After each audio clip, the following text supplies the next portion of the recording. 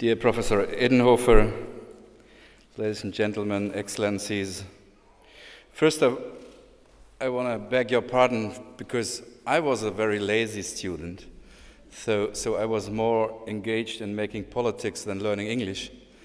So I'm not really good in discussing a very difficult issue in a foreign language, but I asked to let this sheet on the table because before I come to my speech, I would like to ask you to look again on these 3 points which have to be fulfilled if all the scientists will be happy in the future. But I was Minister for the Environment some years ago, and then Mr. Pachauri and Mr. Edenhofer and me, we spent awful nights in these international negotiations about climate change. And unfortunately, I have to say that the countries are not willing to cooperate, and they are not willing to mitigate immediately. Second, they are not willing to introduce a globally uniform price on the greenhouse gas emissions. And the countries are not willing to allow the use of all key mitigation technologies. So, what can we do? Because since years we are listening to the results of the international reports of scientists, and since years, once a year, twice a year, politicians come together organizing a lot of greenhouse gas emissions by going by airplane to different parts of the world, and then negotiate and negotiate and negotiate, and nothing is going in the direction of these 3 points. So, what is the result for a person like me? Of course, not to stop negotiations. Of course, to push the international debate about climate change. Some years ago, we had a stronger debate about climate issues than today. After the finance crisis, we came all into trouble in our economic fields, and that the debate about climate went away. Everybody discussed about the finance markets. By the way, the reason we have difficulties in our climate are the same reasons we had difficulties in the finance markets, because everybody's only interested in those things who are happening now, and nobody is interested in the future. That's the reason we got problems in the field of in the environment, and also that's the reason we had problems, and we have problems in the field of economic affairs. But one of the consequences of the international negotiations for me is that it's necessary to find examples that economic and industrial success is not the opposite of an engaged climate policy.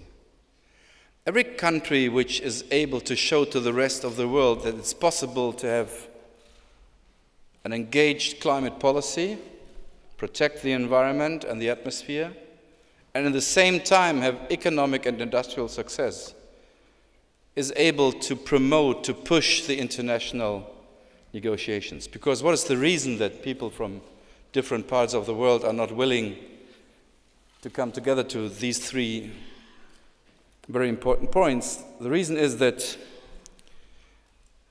the official agenda of the climate negotiations, of course, are climate issues.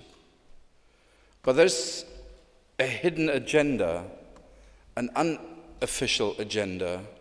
And the unofficial agenda is the question, what will happen with the economic development, and what will happen with the economic success in those countries who are asked for mitigate their greenhouse gas emissions.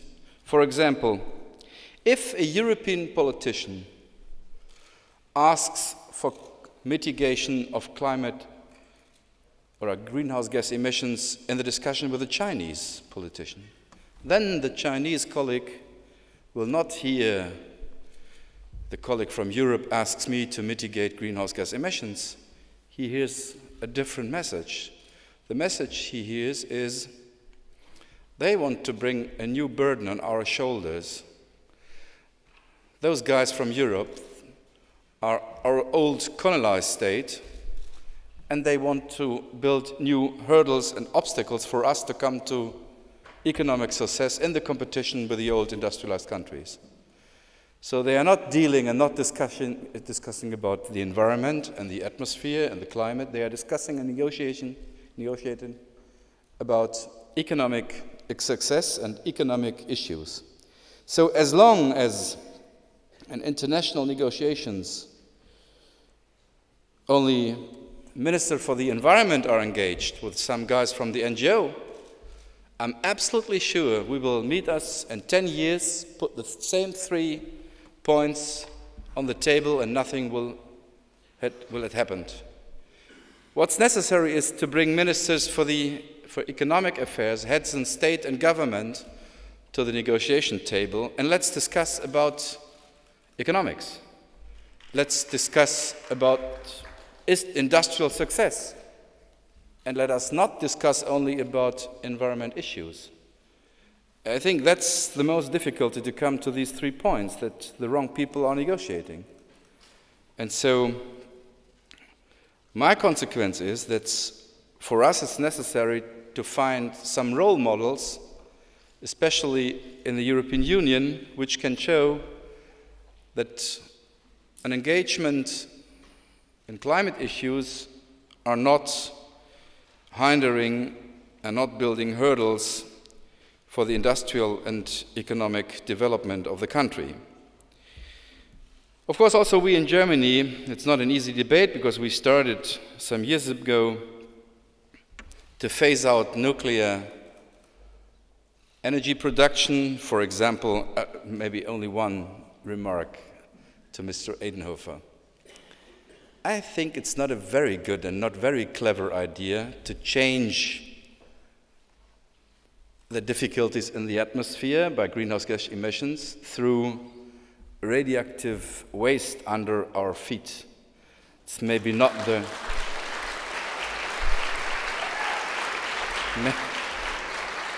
Maybe not, but on the other side, I'm relatively optimistic that those who guarantees us since 30 years the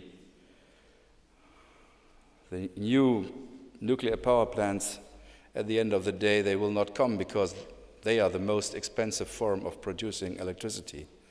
So it's also an economic debate, not only an environmental debate.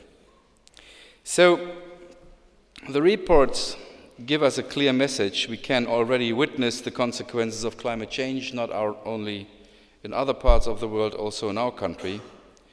There is a risk of more extreme weather situations in the coming decades, with more and more negative repercussions on society and our ecosystem. Despite the efforts to tackle the problem, global carbon emissions have continued to rise as a result of population growth and economic growth by 50% since 1990 alone, and just 10 countries are responsible for 70% of the global emissions.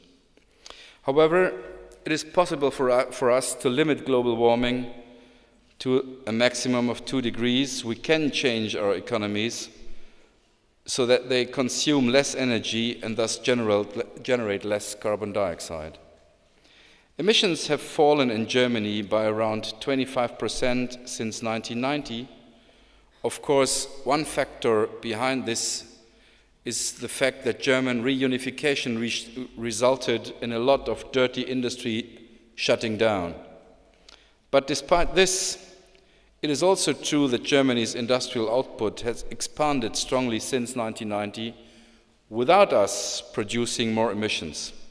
Only in the last 2 years we had more carbon dioxide and more greenhouse gas emissions by lignite and producing electricity out of lignite, but this is not a result of German national policy, it's the result of a complete disaster in the field of the emission trade system of Europe. One of the most important things in front of next year when we come together to the next climate conference in Paris is to bring back the emission carbon trade system in Europe, because Europe cannot offer an emission trading system as the solution for the rest of the world, and on our own continent we are showing that our emission trading system is inefficient and is not working today. So we have to come back. We have to come back to a more ambitious emission trading system in the European Union.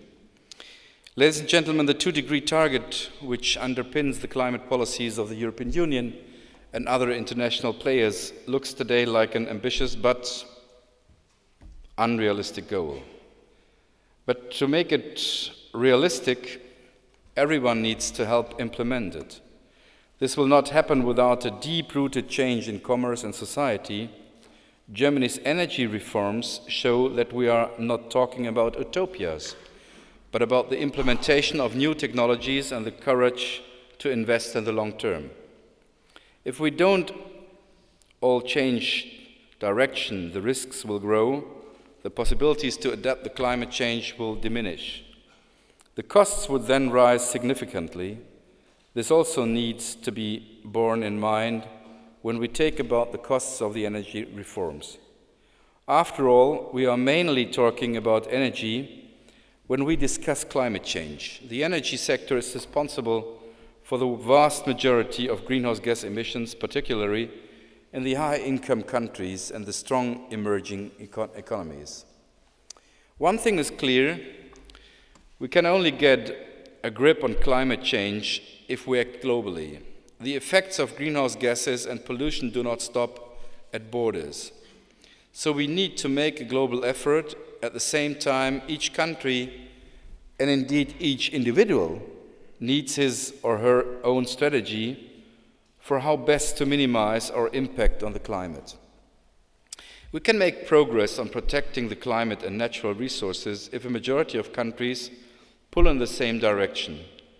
But if one country works really hard on it, whilst another continue as before, all the efforts by that country will just be a drop in the ocean. For this reason, the European Union has set itself ambitious targets to cut greenhouse gas emissions. As you know, the European Union's member states decided in 2007 that by 2020 they would cut greenhouse gas emissions by at least 20% from the 1990 figure, would try to boost energy efficiency by something like 20%, and would have renewables cover 20% of total energy consumption. Further to this, the European Union has repeatedly stated its intention to set a good example in the context of international agreements. At present, the member states are negotiating what is to happen after 2020. Germany is working at European level to get ambitious targets adopted in the climate and energy policies for 2030. We are calling for a triad of targets. Emissions would be cut by at least 40% within the European Union by 2030, and renewables would cover 30% of final energy consumption. But to be very honest, even in the European Union, it is very difficult to bring a majority or all countries behind these targets. I was Minister of the Environment in the year 2006 and 2008 when we came to the old targets to the year 2020. It was not easy, but it was possible. But today, our colleagues in other parts of Europe do think that that's not the right way, and they are in the same way than Chinese negotiators or Indian negotiators or people from South America and Latin America think that an engaged climate policy would bring too high burdens on their shoulders. In the same way, our colleagues from East Europe and from South Europe are thinking today in Europe. 10 years ago, my colleagues from Poland said, okay, we do not think that's a good idea what you ask for, but Germany, maybe can help us to reach the targets, we will say yes to the 2020 targets. Today,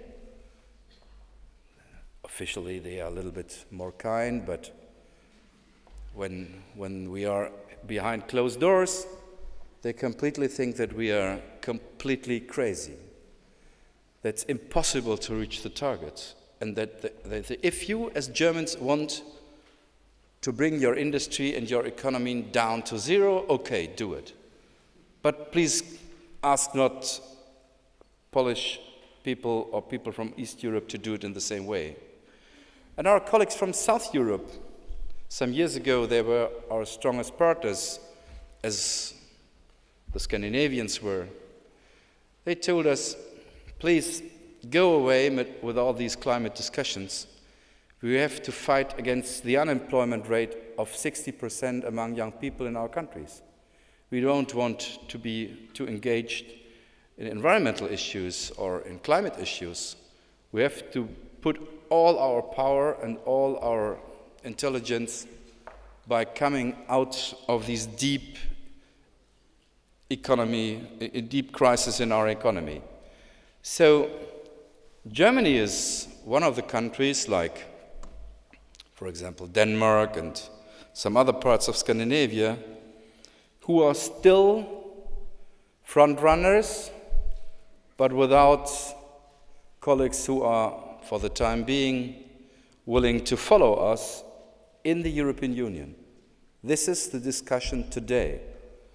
We hope that we will change the discussion until the autumn of this year. If not, the European Union will have very much difficulties to explain other parts of the world why they should be engaged in climate issues during our continent is going away. But this is the situation today. So we are, as Germans, convinced if we have this triad of targets in Europe, all the member states will need to display an equal level of commitment. After all, the consumption side plays a crucial role in our efforts to protect the climate. In a modern industrial society, it makes more sense to use energy efficiently than to simply make appeals for action.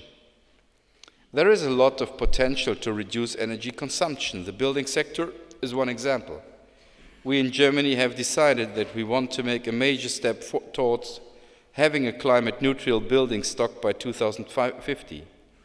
We will be calling on our European partners to keep setting ambitious targets and to quickly start work on achieving them. Europe's energy policy is not just orientated to the climate issue. The European Union must also pay particular attention to energy security. Not least, this will involve the development of a forward-looking electricity market design. At international level, the European Union is therefore engaged in energy partnerships and energy dialogues with a number of countries which already play or will be able to play a significant role in Germany's energy supply, like well as with major emerging economies like China, India, Brazil, and South Africa. If there is to be a genuine internal energy market in which there can be better synchronization of production and consumption, we need to expand the grid. If we don't have an efficient and modern electricity grid, the energy reforms won't work. That is true for Germany, and it's true for the whole of Europe. Since the beginning of the millennium, Germany has taken its own approach within the European strategy, aiming to ensure that our energy supply is climate-friendly, secure on a long-term basis, independent and affordable. One thing is clear, for more than 10 years, it has clearly helped to reduce carbon emissions in Germany.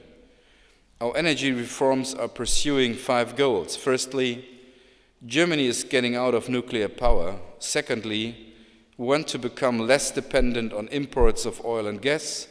Thirdly, we want our energy reforms to help us develop new technologies and thus new areas of growth with new jobs. Fourthly, the energy reforms should help to mitigate climate change. And fifthly, we want to find imitators in Europe and worldwide who will follow us down this path. After all, the more countries on board, the more successful our efforts to mitigate climate change and to protect our resources will be. I'm sure that all of you here agree that these goals are the right ones, and they guide me as well as I developed our policies. I can assure you that Germany's climate targets are ambitious. By 2050, we want to cut emissions in Germany by 80 to 95%. This is consistent with the 2-degree ceiling we want to achieve. By 2050, we want 60% of our total energy consumption to be covered by renewables, with 80% of our electricity coming from renewables. At the same time, we want to focus more on energy efficiency as a central element of our reforms. By 2050, we want efficiency measures to halve our energy consumption level from 1990. When we started out along this path, ladies and gentlemen, we were just a very small group of ambitious countries going down the road of energy reform. Since then, more than 130 countries have set themselves targets for the expansion of renewables or for better energy efficiency. Roughly 100 countries have introduced rules on the feed-in of renewable electricity, as Germany did back in 1990 in the Electricity Feed Act. So we can see that various countries are trying to diversify and transform their energy supply. At the same time, however, it is clear that the conditions for a climate-friendly energy policy have deteriorated. Since the European Union took its joint decisions in the last decade, the environment for climate policy has changed. There are several reasons for this. Firstly, many countries have found themselves in a difficult economic situation since they were hit by the financial and economic crisis, and this has damped their ambitions in terms of climate policy. And then, secondly, a number of preconditions for the energy reforms have not taken shape in the way we had expected. Around the world, energy costs have not risen in the way forecasts in the middle of the last decade. The shale gas boom in the US has made energy cheaper than ever there. This is significantly slowing the expansions of renewables. And thirdly, the trade in certificates for the emissions of greenhouse gases, which was adopted by the European Union in 2003, isn't working, as I said just before. This system is still failing to bring about the expected increase in the costs of using fossil resources with damage to the climate. It is true that we will now at least do the backloading and take the 900 million certificates out of the system, but it's also clear that this is not enough. Ladies and gentlemen, it is also obvious that the economic pressures are growing. Today, energy costs are at least as important for industrial competitiveness as wage costs. After all, energy costs in industry amount up to 60% of the total business costs, but staff costs average a mere 20%. In Europe, electricity costs roughly 2.5 times as more as in America, and gas actually costs 3 times as much. So you can see the danger that entire industries will relocate. What does it mean? Our current efforts to tackle climate change must also make sure that the production of energy-intensive goods and the related emissions are not moved across into third countries. We need to avoid that. We call it carbon leakage. If energy-intensive products are only manufactured in countries with a low climate mitigation standard and not in countries with set high standards, we would not be helping the climate at all. In fact, we would be doing the opposite. That is why it is important to conclude an international climate change agreement which embraces all the major industrial and emerging economies. Ladies and gentlemen, I believe that our energy reforms in Germany are a major success story because they have transformed renewable energy from a niche technology to a leading technology. Renewable energy has written a unique success story in Germany in 2000. It accounted for 6% of our power generation. Today it stands at 25%. But I also have to say this: we cannot simply keep the conditions in place which were designed for funding a niche technology, but now subsidize a leading technology. If we do so, our reforms might fail not because of a lack of progress, but rather because they become a victim of their own success. I'm convinced that we can reform the reforms and keep them on track, but I do not underestimate the task. We will need to restructure the whole energy system in our country. Just a few days ago, we launched the second important phase of Germany's energy reforms. The federal government presented the Bundestag with a reform of our funding system for the expansion of renewables. Our efforts are now mainly focused on getting a grip on the costs of the expansion of renewables. Here we can profit from our many years of experience working with these energy sources. Basically, we have three aims. First, we need reliable deployment corridors for renewables. This will give industry a reliable basis on which to plan investments and will ensure that the expansion of renewables is more in step with the expansion of the grids. Normally, if you want to change the electricity system, you would invest at first in the grids and then move on with the renewables. In Germany, we did it the other way around, and it's, to be very honest, not a very simple task to bring it together in the next years. Secondly, we want to interrupt the cost dynamic. Today, we are well aware of which technologies produce electricity cheaply and efficiently, and which ones will not be competitive in the foreseeable future. We will be focusing on the most efficient technologies. This means that we want to funding mainly to go towards photovoltaics and wind energy in future. Both technologies generate electricity at a price that can compete with new conventional power plants. And thirdly, we want the competitive forms of renewable energy to be rapidly integrated into the market. In order to improve the market and system integration, we will make direct marketing compulsory. Also, we will introduce a competitive element to the level of funding for electricity from renewables. That is another important market-based instrument which will lower the costs of the energy reforms. After all, once technologies are competitive, they don't need any more subsidies. Ladies and gentlemen, Germany has moved extremely successfully across the clean energy production. It has made massive investments in a learning curve in how to use renewables. This also means that other countries won't need to pay for the same learning curve. Our approach can serve as a role model for other countries, but this will only be possible if we manage to shape the energy reforms in such a way that they do not weaken Germany's economy and if they continue to enjoy the support of a majority of the population. There are a lot of encouraging success stories along the road we call the energy change. Germany has managed to make new fields of technology, such as renewable energy and efficiency technologies, internationally competitive. We have become less dependent on energy imports, but we are still too dependent. We have opened up new fields of business and export opportunities. Well over 300,000 new jobs have been created in our country.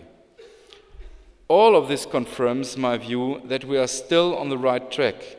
But as we move along it, we must all understand that we are no longer simply talking about ambitious targets. We are already in the midst of reaching them. Rather, what we are now trying to do is make a new climate-friendly energy supply work in the real world, not only in discussing targets. It must be able to meet the needs of an industrial country reliably and at a reasonable cost. If Germany can show the world that this is possible, then the modest contribution from our country, which can only cut a few % of global greenhouse gas emissions, will have a massive global impact. Then we can serve as a role model for other countries which want to play their own part in mitigating climate change. It is our job to help making this possible. Thanks a lot for your attention.